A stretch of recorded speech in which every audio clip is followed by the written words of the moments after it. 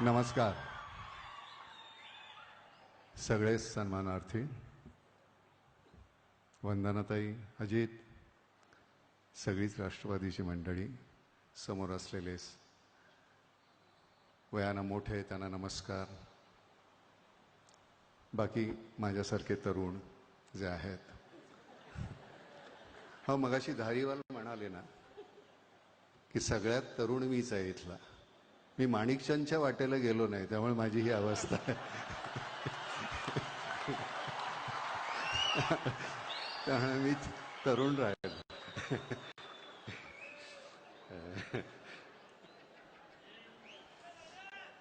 येतो, भेटतो नंतर. सगळ्यात ही गंमत आहे, तिथे असलेल्या प्रत्येकाला आपण आपलं वाटणं, हे राण्या, ही गंमत आहे. आणि ते मिळवणं माझ्या दृष्टीनं, म्हणजे ते मिळवलं नाही, ते मिळालं, आपोआप मिळतं. कुठल्या क्षणी तुम्हाला काय वाटेल माहिती नाही आहे. आणि त्या सगळ्या प्रवासामध्ये म्हणजे मला तुला अजित जसं मगाशी वाटलं की या चौघांमध्ये याचं नाव कसं, तसं मलाही आश्चर्य वाटलं. कारण गुरुजन वगैरे ह्या प्रभावळीमध्ये आपण जाऊ शकत नाही, आपलं वेगळंच आहे.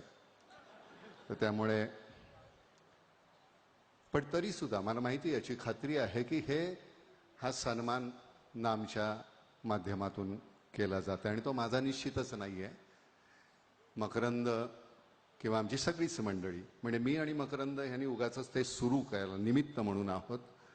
पण आमचा राजाभाऊ शेळके आहे, केशवागाव आहे, शुभा महाजन आहे, इथापे आहे, कांताराव आहे, अविनाश पोळ आहे, ही सगळी मंडळी तिथं अतिशय राबणारी जी मंडळी आहेत, ही हिरो आहेत. जाणीवपूर्वक मी त्यांचं नाव एवढ्यासाठी घेतो, खऱ्या अर्थानं ही तिथली हिरो मंडळी आहेत. अजित, इतकं केवढं मोठं काम, 540 किलोमीटर एक्स्कॅव्हेशन करायचं एवढं, आणि एरवी सरकारी याच्यामध्ये त्याला किती पैसे लागले असते मला माहिती नाही, 200-250 कोटीच्या वर लागले असते कदाचित, मला माहिती नाही, तुला जास्त माहिती असेल.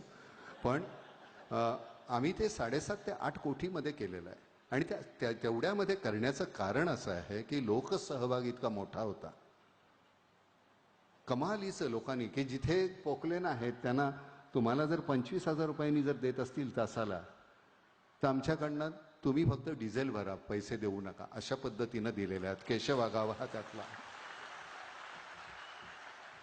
आणि गंमत अशी आहे की आपण कुठलं सरकार काय करतं आणि काय करत नाही याच्यावर आपण उहापोह करण्याची गरज नाही. आपल्याला काय शक्य आहे ते आपण करावं.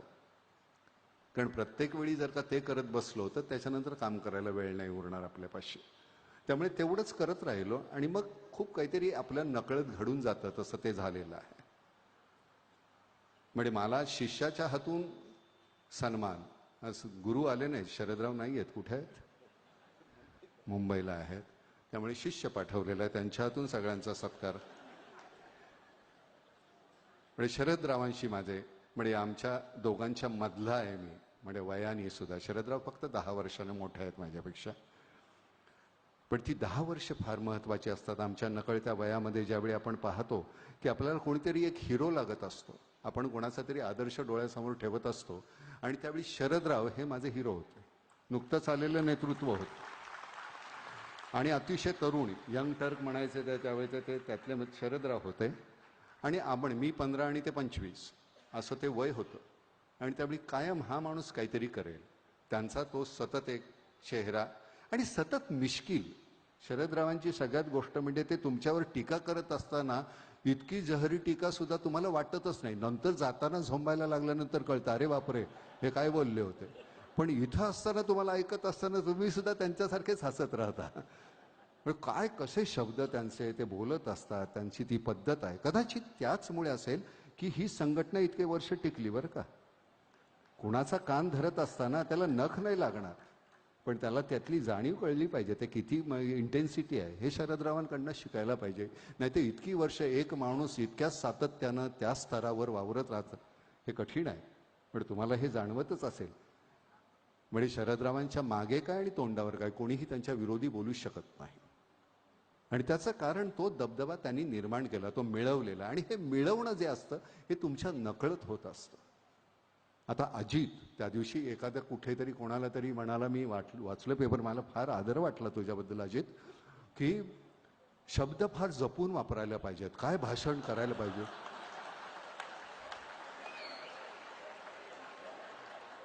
तुमच्याच पक्षातला कोणतरी आहे तो, काहीतरी नाव त्याचं, काय बरं नाव त्यांचं, सोपल. आणि आज मी खरं सांगतो, मगाशी तू सुधीर सांगितलंस की अजित इतका ओघवतो बोलतोस हल्ली तू, किती छान शब्द समुच्चय म्हणजे त्याचा वापर तुला, त्यात कुठले शब्द नेमके कसे वापरायचे, वाङ्मयीन तुझी हे वाढलेली आहे. म्हणजे तुझं वाचन निश्चित, आणि आता थोडासा कल अध्यात्माकडे वळलेला सारखा वाटतो अजित, त्याच्यामुळे हो नाही खरंच, म्हणजे अतिशय अशी विद्वत्ता प्रचूर भाषणं अजितची ऐकायला लागल्यानंतर मला फार गहिवर आलं होतं हल्ली. हो, आणि अशा एवढ्या थोर व्यक्तीच्या हातून आपला सन्मान होत असल्यामुळे मला शरदरावांची गैरहजेरी नाही जाणवली, त्यामुळे म्हणजे त्यांची क्षमा मागू नये मी म्हणतोय बरं का. नाही म्हणजे आपल्याच नकळत आपला कोणतरी वयानं छोटा पण असा इतका कीर्तीनं मोठा होत असलेला माणूस आपण पाहिल्यानंतर खरंच गदगदल्यासारखं होतं, आणि ते साहजिकच आहे म्हणा. आव्हाडसाहेब, मला खरं सांगतो की तुमच्या याच्यामध्ये पंक्तीमध्ये मला बसताना थोडंसं मलाच चुकल्यासारखं होत होतं, पण नंतर लक्षात आल्यानंतर की नेमका तो सत्कार कुठल्या संदर्भात आहे, त्यामुळे मग मी तो घ्यायला तयार झालो. कारण काय होतं की तुमचा सत्कार होण्याच्या पेक्षा तुमच्या बाजूला मी बसलोय हा अपमान जास्त मोठा आहे. कारण ह्याचा का आमचा झाला हे योग्य आहे, पण तसं न वाटणारे तुम्ही तिघही छान, हर्डीकर साहेब, आव्हाड साहेब, धारीवाल साहेब, मगाशी केलेला मी विनोद होता बरं का. तर या पद्धतीनं तुम्ही जो उपक्रम करताय हा खरा म्हणजे काय आहे, आपण कुठेतरी जर चुकत असलो ना, तर आपल्याला सुधारणारी मंडळी समाजामध्ये जी वावरत असतात त्यांच्याकडनं कुठेतरी काहीतरी सतत घेत राहणं ही फार गरजेची गोष्ट आहे. कारण आपल्या नकळत, मला कळत नाही, म्हणजे अजित तुझ्याही लक्षात येईल की काही वेळेस सतत तुझ्याकडे येताना आपल्या नकळत आपल्याला वाटतं आपण किती मोठे झालेलो आहोत. तू तेवढाच असतोस खरा तर, पण तरी सुद्धा तुझ्या नकळत आपण इतके महत्वाचे आहोत का, आपण अमुक आहोत का, ते तमुक आहोत का, असं वाटायला लागतं, आणि आपली नेमकी ओळख आपण विसरून जातो. मला असं वाटतं की जमिनीवर उभं राहिल्यानंतर पडण्याची व्यवस्था म्हणजे गरज नाही, म्हणजे भीती नसते, आणि लागतं कमी, समजा उभ्या पडलात तरी. उंचावर असल्यानंतर गोंधळ होतो हो.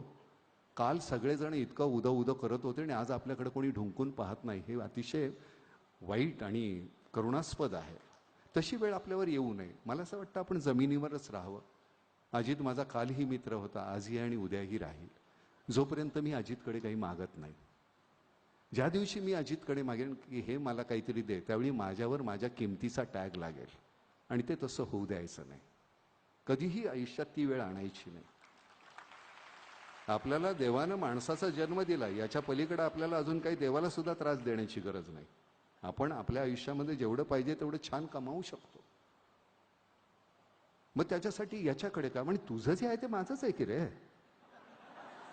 उद्या मला काहीतरी समजा, काहीतरी तुझ्याकडे 2 घोडे असतील, मला बसायचे, फार तर तू त्याच्या कानात सांगतील ह्याला पाड म्हणून, पाडू दे, पण तरी सुद्धा मला घोड्यावर तर बसू देशील की नाही. त्यामुळे जे आहे ते माझं आहे. हे आभाळ माझं तसं तुझं आहे, ती नदी माझी आहे, तो समुद्र माझा आहे, ते पक्षी माझं आहे, ते सगळंच माझं आहे. ज्यावेळी आपण ते आपलं आहे म्हटल्यानंतर मग सगळं सोपं जातं आयुष्य. सगळं नावावर करायचं झालं तर मग गोंधळ होतो. सगळेच सातबारे कशाला, माझ्या नावावर सगळी माणसं आहेत माझ्या सातबाऱ्यावर, मला वेगळ्या जमिनी माझ्या सातबाऱ्यावर लावायची गरज नाही.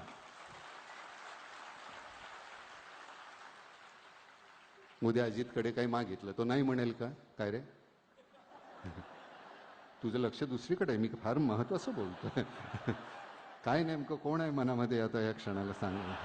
नाही खरंच असं अगदी हरवल्यासारखा का झालंस, काहीतरी गोंधळ आहे. अजितच्या गालावर लाली मी पहिल्यांदा पाहिली बरं. छान, पण मला तू लाजलेला सुद्धा आवडतोस बरं का. आपल्या धरणात खूप पाणी आहे आता, त्यामुळे 2 वेळचं पाणी मागणं हे रास्त आहे तुझ्याकडनं. आम्हाला ते 2 वेळचं पाणी मिळालं तर फार बरं होईल पुणेकरांना. कारण सरते शेवटी हा जे व्यासपीठ आहे त्या व्यासपीठावरनं खरं तर आपण काय कोण आहे तुम्हाला माहितीच असतं. हा